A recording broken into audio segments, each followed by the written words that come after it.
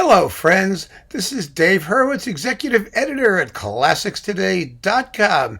Yes, this is yet another tam-tam you see behind me, a very interesting one. It's called a hang tam-tam, and it has a very thick rim. It's not as large as some of my other ones, but because the rim is so thick and the metal is so thick, it has a big, deep sound, which is really out of proportion to its perceived size. And it's splendidly splashy and unpitched, which is a big deal if you're doing things like Das Lied von der Erde, especially if you want something quiet and moody. I mean, listen to this. It's amazing. Ooh, you like that? Cool, huh? And then, of course, at louder volumes,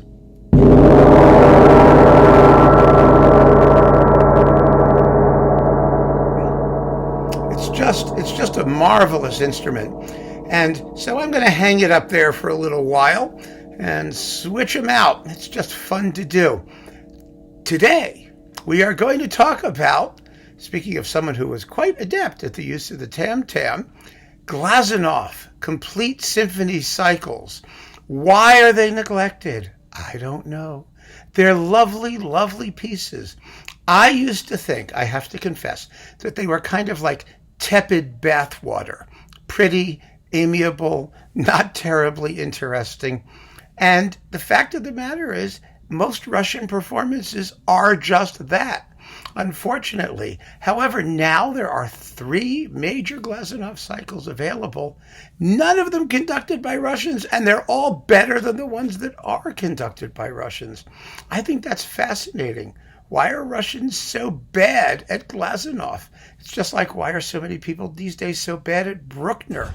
I think part of the reason is because they conduct him like sort of wannabe second-rate Tchaikovsky, when his whole emotional temperature is completely different. I wouldn't say his music isn't passionate. It has passion. It has intensity, but it's not hysterical passion. It's not like Tchaikovsky, and it totally lacks that deep Russian melancholy that you hear in Rachmaninoff. Glazunov was a ballet composer par excellence, which means he's held in general contempt because nobody respects ballet music, but Glazunov's is first rate, and his symphonies have that element of the dance, that lilt. That means they're nicely rhythmic. They really are, but they're not dramatic. And if you try and force them to be dramatic, that generally means, especially in the outer movements, slowing them down, trying to give the climaxes a pomposity that they don't support, a bombast that just doesn't work because the material isn't strong enough. It is strong enough for what Glazunov does with it. If you keep the tempos moving, you keep things lively, you keep the orchestration clear, because his orchestration was fantastic. He was a brilliant orchestral colorist, as we will hear. So he has a lot going for him if you take him on his own terms. One of the other problems with Glazunov symphonies is that they were composed in a 25-year period, basically between 1881 and 1905-1906. So that's a quarter century. And they're very conservative in style. They are Rimsky-Korsakov, sort of that Russian the 5, the Kuchka, the group there, the 5, Mussorgsky and Rimsky and Glazunov and Borodin and, those people. They were done in a romantic nationalist style, period. And he really didn't have much interest in doing anything more modern than that. But 1905, 1906, when he wrote his 8th Symphony, and there's one movement of a 9th Symphony from about 1910, I mean, he was already 20 years behind the times. But we don't care about that because there's only 2 kinds of music, good music and bad music. And who gives a damn if somebody's writing in a slightly conservative style? What matters is whether they write good music. And if that's their style, then that's their style. And it's fine. It's absolutely fine. So we shouldn't have to be bothered by any of these things anymore. It's really not important. What matters is just whether or not the music is beautiful. And it is. And it really, really is. But I have here 6 Glazunov cycles, and we're going to go through them. 3 are Russian, 3 are not. And none of the 3 Russian ones are as recommendable as the 3 non-Russian ones. And there you go. I just think it's because non-Russian conductors are more willing to meet Glazunov on his own terms. That's my theory anyway. But let's go through the symphonies themselves and play some samples so you'll get a sense of them. Now, the first is nicknamed the Slavonic, and it really is very Slavic. It sounds very, very Russian. I'm going to play you, this is my recommended cycle actually, Nimi Yarvi with the Bamberg Symphony and Orfeo, and I have permission to use samples. So not only is it my recommended cycle, but you get to hear why it's my recommended cycle, which I think is wonderful. So the first symphony is the Slavonic. Let's listen to a bit of the finale, and you'll hear that classic romantic nationalist ethos that permeates at least the first 4 of these symphonies pretty handily. Here you go.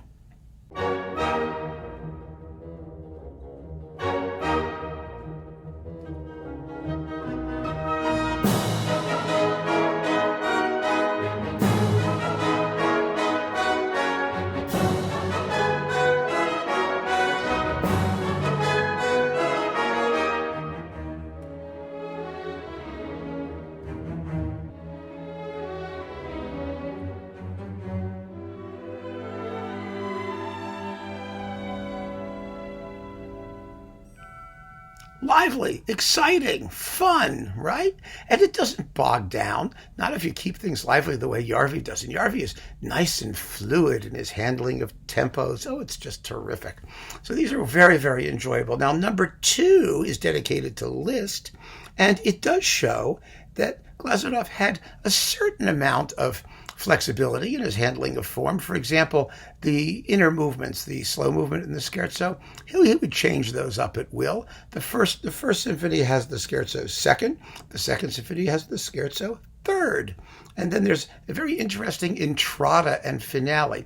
But one of the nicest things about the second symphony is the slow movement, which is extremely beautiful and just has a lovely tune. And I'm going to play you a good chunk of it, a good couple of minutes, because you have to hear how good he is at writing these beautiful, long-breathed romantic melodies. I mean, he could churn them out as well as the next guy. They were very, very, very good. So here is a bit of the slow movement of the second symphony.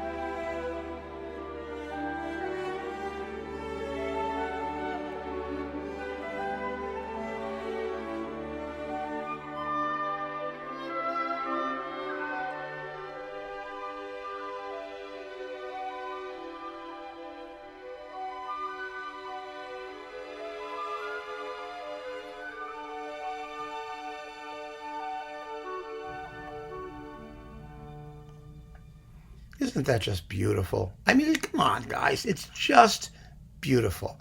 There is no reason to be down on Glazunov or anyone who could write a slow movement like that. Now, the third and fourth symphonies are in the same vein in terms of their melodic content. They are recognizably the work of the same composer.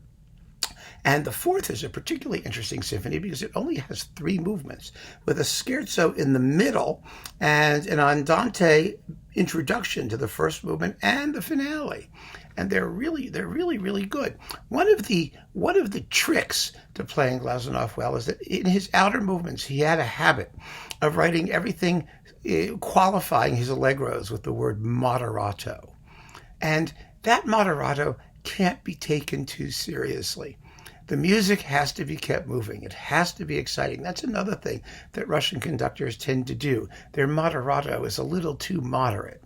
And the less moderate you are, the more allegro you are, the better off you are.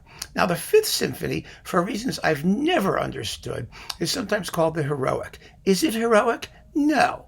Is it exciting? Yes. Does it have grand moments or grandiose moments? Yes. But it's heroic maybe the way Dvorak is heroic. Tovey always said about Dvorak that when he writes grandioso, as he often did, he meant the grandeur of the Christmas tree. That is something that's amiably grand. And that's how Glazunov is. He's amiably grand. But the Fifth has the most fabulous little scherzo. Again, it's marked moderato. But listen to this. It's just delicious. And fabulously scored with. It's got a lovely little glockenspiel part and a little percussion in the middle. And it's wonderful. Here's a bit of the scherzo of the Fifth Symphony.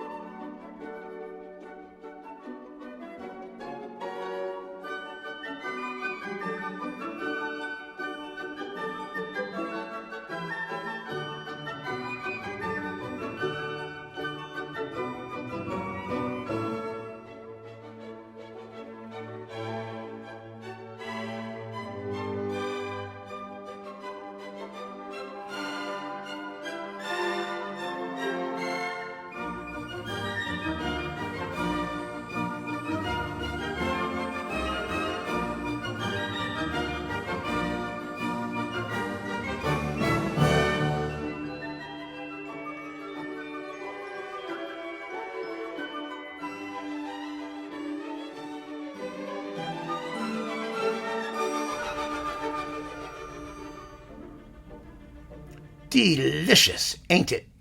Just wonderful. Now the sixth is in C minor, which of course everyone talks about. Oh, Beethoven's Fifth, it's in C minor. Oh God, it's got to be like Beethoven's Fifth.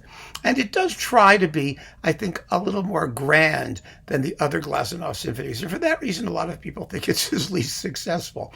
And that's okay. That's okay. Again, it's full of good tunes. It's enjoyable enough. And if you think the finale is a flop, it's okay. But the seventh is his pastoral symphony. He calls it that.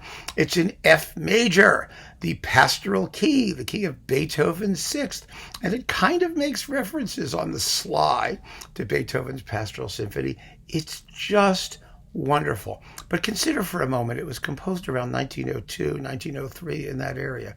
That someone was writing music like this at that time period was problematic in terms of his later reputation. But you really get the sense with this symphony that Glazunov just didn't give a damn. He was past caring, and he was just writing beautiful music along the lines that he appreciated for himself, that he knew was beautiful. So here's the opening of the Seventh Symphony. It's just, it's wonderful. And these are all, as I said, Nimi Yarvi and the Bamberg Symphony on Orfeo. I love this piece. I just love it because it's so what it is. There's not a dishonest note in anything that Glazunov wrote. There's no posturing in this music. You just take it on its own terms, as I said before. So here's the opening of the Seventh.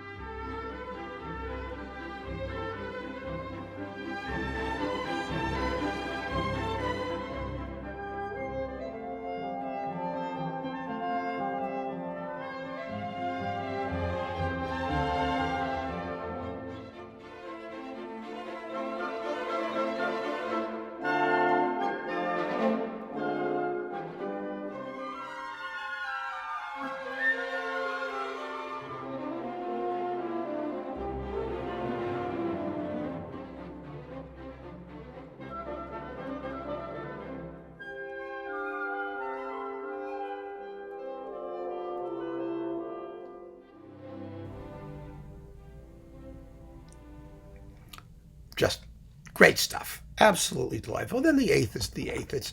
It's a little bit slightly, maybe there's a nod toward a touch more sort of chromatic gnarliness here and there. But yeah, it's the same guy. So if you like the first symphony, you're going to like them all because they are all of a type. Now, when other composers do that, someone says, oh, they have a personal style. When Glazunov does it, they say, oh, he's repeating himself. Well, that's not fair. He had a personal style. And I suggest you get to like it if you really care about romantic nationalist music, because his craftsmanship is always impeccable. It really is. It's extraordinary. So now let's go through the complete symphony cycles from worst to best, or quasi-best, to the three best. First, we have Vladimir Fedosiev. Fedosiev, this is currently on Brilliant Classics. It wasn't originally, with the Tchaikovsky Symphony Orchestra of Moscow Radio. Oh my God, is this boring? Oh, it's so boring. And I remember when these came out because no one knew who he was. Basically, almost everything Fedosiev did was boring. He's just not an interesting conductor. And I was looking forward to these because we needed a new Glazunov cycle in good sound, and it was only the Russians who were going to do it. Like, these were recorded, 1974 to 82. There wasn't anyone else out there who was going to make the effort, so I was very happy and excited that these were coming out. Then I heard them. Oh, boy. Next, of course, the classic set was this one, Svetlanov. Yevgeny Svetlanov. And, he did some late digital Glazunov productions that were just exciting as hell. Great. And the other orchestral works like The Sea and some of those other pieces, Stenka Razin, some of these things, they were really well recorded. They sounded great. The symphonies were earlier. They are scruffy. The best word is scruffy and heavy. Are they terrible?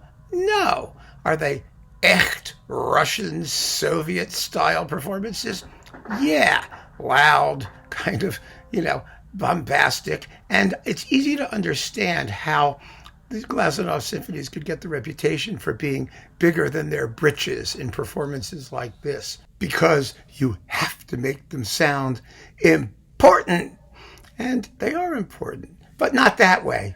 Not that way. They're important in terms of their melodic beauty, their craftsmanship, their beautiful coloration. All of those things are important, but you don't have to be like big and noisy important. So that was Svetlanov. Then Naxos did the complete Glazunov orchestral works. A lot of really interesting music in this series, and they're okay. They're not terrible. They're decently recorded, decently played, mezzo-mezz, as they used to say in Italian. It's the Moscow Symphony Orchestra under Alexander Anisimov. And they're okay. They really are. If these other ones didn't exist, these would probably be the best ones out there, because who else is there of the Russians? And they're more recent and they're digital, and all of that's good. So that's okay. And if you find them and they're inexpensive and you want to dip your toes into Glazunov, you can hear those and get a good sense of the music, and they're not going to steer you wrong. But the orchestra is not great. The playing is not gorgeous. The sound is good. It's better than a lot of the Svetlanov ones. But, there are better. And you might as well get the best, especially if the music needs a little special pleading, because it has a bad reputation for some silly reason. But it does. So you want to hear the best. You want to hear it in the best possible light. So much really worthy music, I think, is prejudiced by the fact that it just doesn't get great performances. That was true of Bruckner. Absolutely. Of course, the Vienna Philharmonic was always doing Bruckner, but basically, there were a lot of cranky German conductors doing boring Bruckner performances and scruffy Bruckner performances, and they were recording it. It sounded like hell, and the rest of the world was sitting around going, ooh, what's that? The comparison is actually apt, because Glazunov as a symphonist is at least as good as Bruckner is. He really is. He may not be as, individualistically weird as Bruckner. He's not, but he is a fine symphonist of his type and knew what he was doing, as Bruckner sort of did too once he made up his mind. Anyway, that's another story, isn't it? Let's talk about the three terrific cycles. First, Jose Cerebriere on Warner. Now, this is a great box. This would be my ultimate recommendation for one major reason, because you not only get all the symphonies, but you get all the concertos, which are great. I mean, do you know Glazunov's piano concertos? Nobody plays them. They're fantastic. They're wonderful pieces. There's a lot of great music here, and you get the Ballet of the Seasons, and all of the performances are wonderful, and it's out of print. So it's no longer my top recommendation. It just makes me crazy. When you have something like this, keep it in print. It's just terrific. You get all of this music, the violin concerto, and you also get the suite from the ballet Raimonda, in addition to the Seasons, which is a big, long classical ballet and 3 big, juicy acts. And you get the saxophone concerto, and you get his Reverie for horn and orchestra. All kinds of cool stuff you probably don't know, and it's all first class. Soup to nuts, great sound. It's Jose Cerebriere with the Royal Scottish National Orchestra, the Russian National Orchestra. What's not to love if you can find it? So that's irritating. Next, there is this excellent box on Bis, featuring a Japanese conductor, Tadaki Otaka, with the BBC National Orchestra of Wales. These are also first-rate performances. I mean, really, really good. I enjoyed them tremendously. You can read some of my reviews on ClassicsToday.com. Otaka really understands the music. He plays it with just the right combination of freshness and excitement, with a touch of modesty for what it is, and it comes off beautifully, and the sound is great. The sonics are great. So this is a wonderful, wonderful cycle, and it's certainly worth getting. You get some couplings too. You get a couple orchestral couplings. You get From Darkness to Light, the ballad in F major, and the mazurka in G major, all of which are lovely, of course, and fun to listen to. So worth considering. On Bis, very, very fine. Also, but my ultimate recommendation. However, my ultimate recommendation is where we started. Nima Yarvi with the Bamberg Symphony on Orfeo. Why? Well, I wouldn't say that this is better than the Bis or better than Cerebriere. I mean, Otaka's really, really good. He really, really understands the music. Cerebriere really understands the music.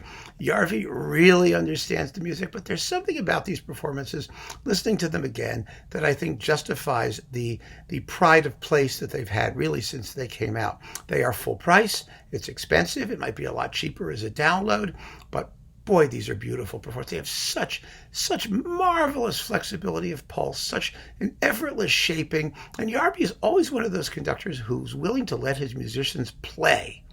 They know what they're doing, and he lets them do it. And he only gets in the way when the music really requires him to make some sort of expressive point, which is appropriate. In this music, he's great. Just great. These are wonderful. You also get, let's see, the Overture Solennelle, the Poème Lyrique, the 2 concert waltzes, and finally his Wedding Procession, Opus 21. So those are not inconsiderable couplings. And this is a wonderful, wonderful cycle of Glazunov Symphonies. So where do we wind up? Naxos, if you don't want to spend the money initially and you're a little curious, but you're always going to be better off getting the best performances. You really are, especially in this music. You want it to be presented in the best possible light, and these are your choices. Cerebriere, if you can find it. Otaka, which is absolutely first class on Bis, and Yarvi, absolutely first class on Orfeo. Go for any of them, but go for Glazunov. You won't be sorry. I assure you, you will not. Take care, folks, and keep on listening.